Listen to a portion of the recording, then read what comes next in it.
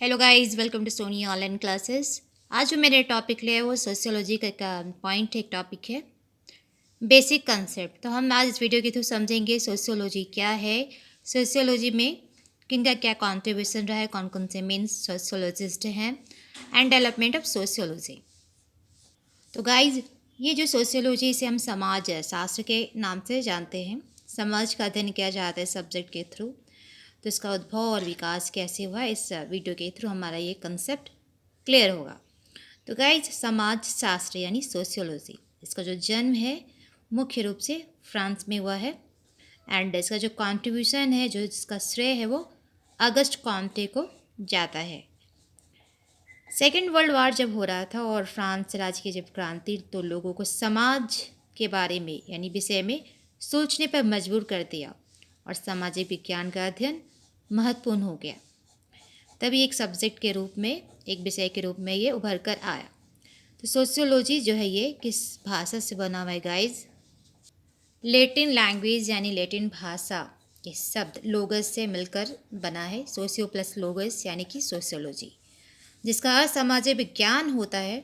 समाज शास्त्र समाज के विभिन्न पक्षों का वैज्ञानिक अध्ययन है। सर्वप्रथम जो है इसकी जो परिभाषा है, जो डिफिनेशन है, वो फ्रांस के प्रसिद्ध जो समाजशास्त्री हैं यानी कि फेमस सोशियोलॉजिस्ट अगस्ट कॉम्टे, उनके थ्रू दिया गया था। कब? 1838 में। यहाँ से विभिन्न देशों में अलग अलग रूपों में समाजशास्त्र विकास के रूप में बढ़ता चला गया, यानी समाज शास्त्र का विकास शुरू हुआ, यानी उसकी शुरुआत हुई, स्टार्ट हुआ। इसके पहले यह सामाजिक भौतिकी के नाम से जाना जाता था। तो आज इस वीडियो के थ्रू हम समझेंगे इंडिया लेवल पे क्या यह कंट्रीब्यूशन रहा है सोशियोलॉजिस्ट का। तो गाइस, हम भारत में देखते हैं नहीं, इंडिया में समाज शास्त्र का विकास कब, कैसे, कहाँ से फैला। तो भारत में यानी इंडिया में समाज शास्त्र का जो स्टडी यानी जो अध्ययन है, वो विधिवत रूप से मुंबई कृष्णा विद्यालय में शुरू हुआ। एंड इसके पीछे किनका कंट्रीब्यूशन था? तो पैट्रिक गिट्स उनका मेन कंट्रीब्यूशन रहा है। एंड इनका जो ड्यूरेशन है वो 1854 से 1932 रहा है। इनकी परंपरा को आगे चलकर जीएस घुरिये ने आगे बढ़ाया।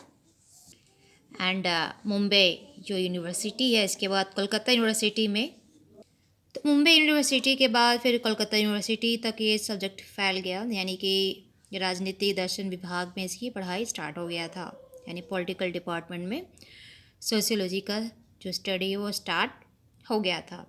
एंड फिर ग्रेजुएशन लेवल पर 1914 में मुंबई यूनिवर्सिटी में सोशियोलॉजी का जो है ये स्टडी वो स्टार्ट हुआ।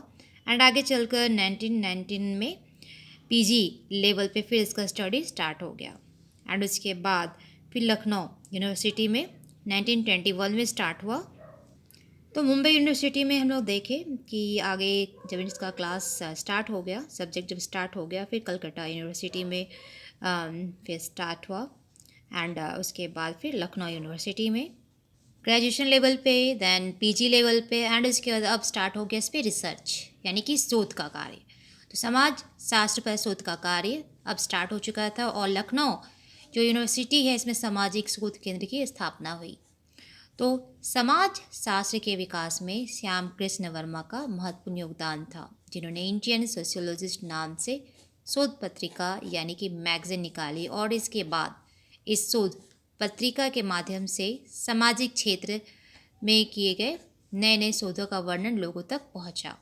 इसलिए मेन कंट्रीब्यूशन माना जाता है श्याम जी कृष्णा वर्मा का। इन्हीं के थ्रू, इस मैगजीन के थ्रू लोग अवेयर हुए।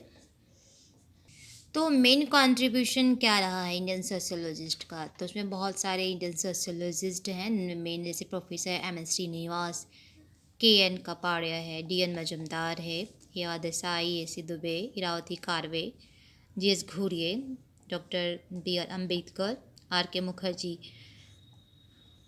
These are names of sociologist. तो इनका मेन कंट्रीब्यूशन रहा है सोशियोलॉजी में। फिर मिलते हैं न्यू वीडियो में न्यू टॉपिक के साथ। जय हिंद।